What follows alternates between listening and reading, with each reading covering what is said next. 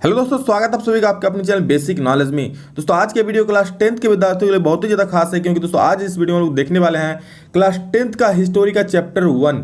आप लोग board exam में जो भी ऑब्जेक्टिव सवाल पूछे जाएंगे दोस्तों, उसमें जितने सारे ऑब्जेक्टिव सवाल हो सकते हैं सभी इस चैप्टर से उठा करके लाए हैं। सारा ऑब्जेक्टिव सवाल बताएंगे, साथ में उसके आंसर भी बताएंगे। तो वीडियो को पूरा ध्यान से देखिएगा, हर एक क्वेश्चन बहुत ही महत्वपूर्ण है, क्योंकि दोस्तों इसमें बहुत सारे क्वेश्चन पिछले कुछ एग्जाम में पूछा गया है और जो आप लोग बोर्ड एग्जाम देने वाले हैं आप लोगों के लिए तो बहुत ही ज्यादा महत्वपूर्ण है। क्लास 10th के हर एक विद्यार्थी जो अपना बोर्ड एग्जाम के लिए प्रिपेयर कर रहे हैं, तो चलिए इस वीडियो को शुरू करते हैं। सारे दोस्तों को शेयर जरूर कर दीजिए ताकि सभी को इसके बारे में पता चले और ये ऑब्जेक्टिव क्वेश्चन जो बहुत ही महत्वपूर्ण है आप लोग को मिले। तो चलिए शुरू करते हैं। तो पहला सवाल आप लोग देख सकते हैं स्क्रीन के सामने है कि रक्त एवं लौह की नीति का अवलंबन किसने किया। तो दोस्तों चार ऑप्शन है आपके सामने, मेजिनी यानी कि जिसेपे मेत्सिनी, हिटलर, बिस्मार्क की विलियम प्रथम।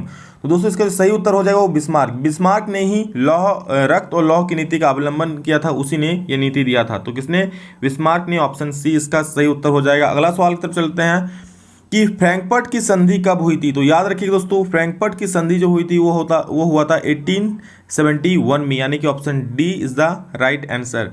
नेक्स्ट क्वेश्चन, पोलैंड के विद्रोह को किसने कुचल दिया था। दोस्तों पोलैंड का विद्रोह जो हुआ था इसको रूस ने कुचल दिया था। आप लोग देख सकते हैं ऑप्शन ए ही इसका सही उत्तर है, ऑप्शन ए सही हो जाए। दोस्तों देखिए हिस्ट्री में आप लोगों को याद करना पड़ेगा, कुछ ट्रिक है जो मैं कहीं आप लोगों को बता दूंगा, लेकिन हाँ याद इसमें करना पड़ेगा। कोई साइंस और बायोलॉजी है नहीं जो आप लोगों को समझा दूं, और मैथ भी नहीं है, तो इसमें आप लोगों को याद रखना पड़ेगा। दोस्तों युवा इटली यानी कि यंग इटली संस्था का विकास किसने किया था।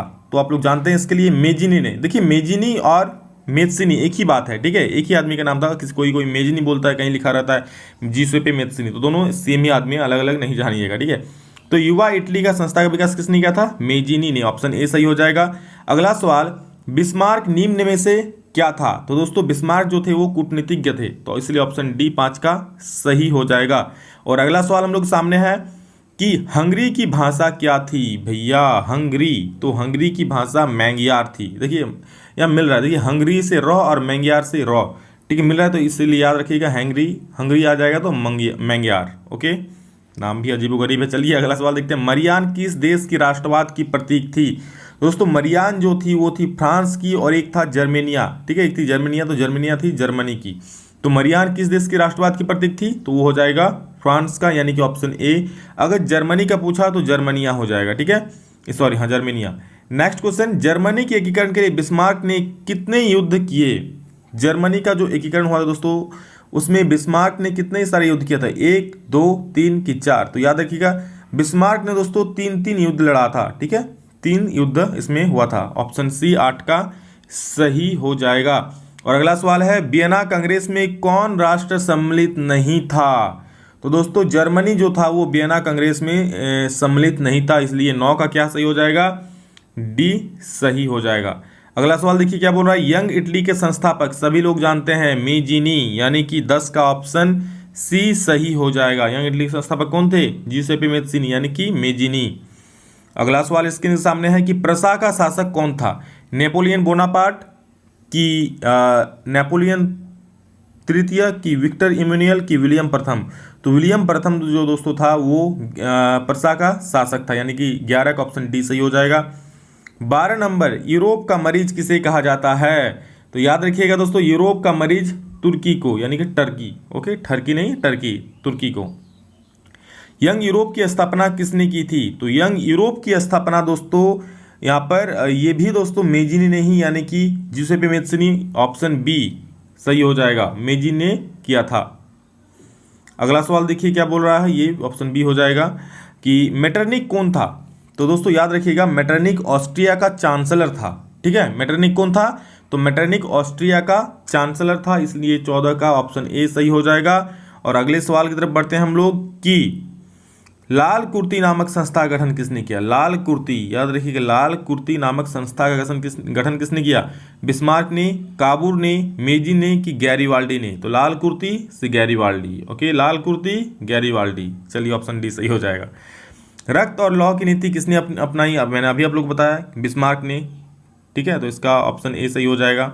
नेक्स्ट 17 नंबर, क्या किस युद्ध के बाद जर्मनी का एकीकरण पूरा हुआ। कौन सा युद्ध के बाद दोस्तों जर्मनी का एकीकरण पूरा हुआ था। तो सेडान का युद्ध, याद रखिएगा सेडान, यहाँ पर देखिए दोनों पढ़ने में सेम है, सेडा और सेडान, तो सेडान इसका सही उत्तर हो जाएगा, ऑप्शन डी।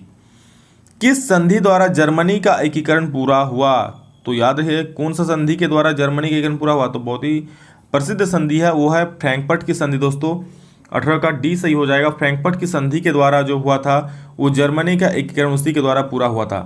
जर्मनी एवं इटली के एकीकरण के समय फ्रांस का शासक, यहाँ फ्रांस लिखा गया है, ठीक है, तो फ्रांस हो जाएगा इसका, ठीक है। जर्मनी एवं इटली के एकीकरण के समय फ्रांस का शासक कौन था? तो इस याद रखिएगा, नेपोलियन तृतीय जो थे वो इटली और जर्मनी के एकीकरण के समय फ्रांस का शासक था। कौन? नेपोलियन तृतीय, यानी नेपोलियन थर्ड, ठीक है। चलिए बहुत बढ़िया, अगला सवाल देखते हैं। इटली तथा जर्मनी वर्तमान में किस महादेश के अंतर्गत आते हैं? इटली और जर्मनी जो है वर्तमान यानी करंट में अभी किस देश के किस महादेश के अंतर्गत आते हैं? उत्तरी अमेरिका, दक्षिणी अमेरिका कि यूरोप की पश्चिमी एशिया? तो दोस्तों ये हो जाएगा यूरोप इसका सही उत्तर। इटली और जर्मनी अभी यूरोप के अंतर्गत आते हैं, ठीक है। अगला सवाल, फ्रांस में किस शासन वंश की पुनः स्थापना वियना कांग्रेस द्वारा की गई थी? फ्रांस में किस शासन वंश की पुनः स्थापना वियना कांग्रेस के द्वारा किया गया था? तो याद रखिएगा बूर्बो वंश, ठीक है, बूर्बो वंश की स्थापना वियना कांग्रेस के द्वारा किया गया था। अगला सवाल है, मेजिनी का संबंध किस संगठन से था? बहुत ही महत्वपूर्ण सवाल है दोस्तों, याद रखिएगा कि मेजिनी का संबंध किस संगठन से था? तो वो था कार्बोनरी। मेजिनी का संबंध किससे था? कार्बोनरी संगठन से था। और अगला सवाल है, गैरिबाल्डी पेशे से क्या था? तो दोस्तों गैरिबाल्डी पेशे से नाविक था, नाव चलाने वाला नाविक। ऑप्शन डी सही हो जाएगा।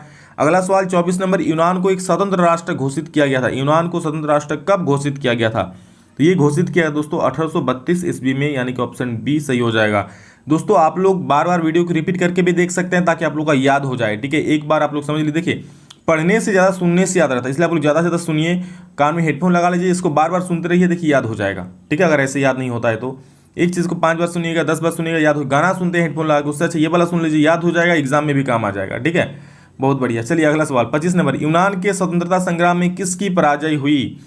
यूनान का दोस्तों जो स्वतंत्रता संग्राम था उसमें किसका पराजय हुआ था?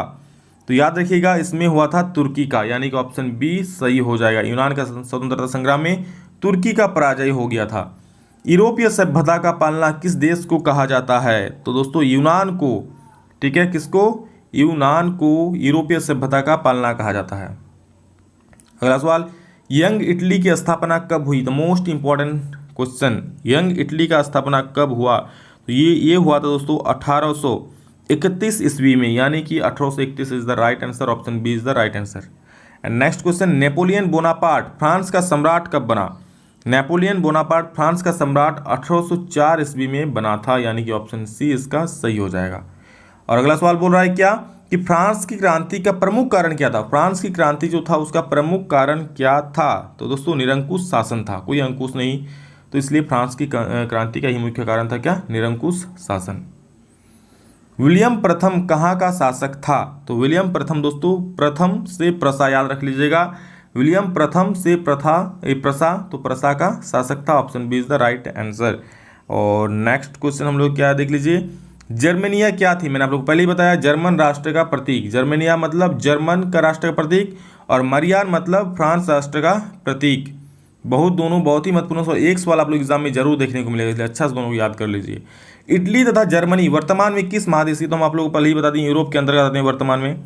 नेक्स्ट क्वेश्चन देख लीजिए क्या बोल रहा है, पोलैंड के विद्रोह को किसने कुचल दिया? तो ये तो दोस्तों रूस ने कुचल दिया। किस देश का हंगरी पर पूर्ण आधिपत्य है? देखिए कौन सा देश का हंगरी पर पूर्ण आधिपत्य मतलब अधिकार है? तो ये हो जाएगा दोस्तों ऑस्ट्रिया का, ठीक है। ऑप्शन बी सही हो जाएगा इसका। और अगला सवाल क्या बोल रहा है, जलवेरीन कैसी संस्था थी? तो जलवेरीन दोस्तों यहाँ पर विद्वानों की संस्था थी। ऑप्शन सी सही हो जाएगा। और 36 नंबर क्या बोल रहा है, यहाँ बोल रहा है यूरोप वासियों के लिए किस देश का साहित्य एवं विज्ञान प्रेरणा स्रोत रहा? यूरोप वासियों के लिए किस देश का साहित्य, ज्ञान एवं विज्ञान प्रेरणा स्रोत रहा? दोस्तों ये हो जाएगा यूनान का, ठीक है। यूनान का जो ज्ञान विज्ञान था वो प्रेरणा स्रोत रहा। ऑप्शन बी सही हो जाएगा। एक्ट ऑफ यूनियन किस वर्ष पारित हुआ? तो याद रखिए एक्ट ऑफ यूनियन 1688 में पारित हुआ था, यानी कि ऑप्शन ए सही हो जाएगा। और अगला सवाल, इटली के एकीकरण का मसीहा किसे कहा जाता है? इटली का एकीकरण का मसीहा दोस्तों सिर्फ एक आदमी को ही माना जाता है, क्या? Napoleon Bonaparte? अरे नहीं नहीं नहीं, ये देखिए मेजिनी, ये भाई साहब जो थे, यानी कि जीसेपी मेस्सिनी जो था, जो थे उनको कोई कोई मेजिनी भी बुला देता है, जैसे आप लोग का भी अलग अलग नाम होता है उस तरह से। तो यही जो थे इटली के एकीकरण का प्रमुख मसीहा थे, इसी ने उनका एकीकरण कराया था इटली का। जर्मन राइन राज्य का निर्माण किसने किया था? जर्मन राइन राज्य का निर्माण नेपोलियन बोनापार्ट, बोनापार्ट, ठीक है, ऑप्शन बी सही हो जाएगा, बोनापार्ट। अगला सवाल और दोस्तों अंतिम सवाल कि इंडियानोपुल की संधि कब हुई थी? इंडियानोपुल की संधि कब हुई थी? तो दोस्तों एक सवाल मैं आप लोगों के लिए छोड़ता हूँ ये वाला सिर्फ, और अच्छे से याद कर लीजिए। कमेंट में सभी लोग बोलिएगा, जो इतना दूर देखा है वो जरूर कुछ ना कुछ सीखा है। दोस्तों ये 40 क्वेश्चन आप कर लेते हैं तो एग्जाम में मुझे नहीं लगता कि आप लोग से फिर कोई क्वेश्चन छूटेगा, इसलिए अच्छा से जरूर कर लीजिए। याद नहीं होता है बार बार सुनिए, और इसको जितने सारे क्वेश्चन मैं बताया उसको जरूर याद कर लीजिए, क्योंकि एग्जाम में दोस्तों बहुत सारे क्वेश्चन आप लोग आने वाला है बोर्ड एग्जाम में, ठीक है, क्लास 10 के विद्यार्थियों के लिए। चलिए दोस्तों इस वीडियो में इतना ही, सभी को शेयर जरूर कर दीजिए। मिलता है नेक्स्ट वीडियो में जल्द ही, तब तक के लिए जय हिंद, वंदे मातरम।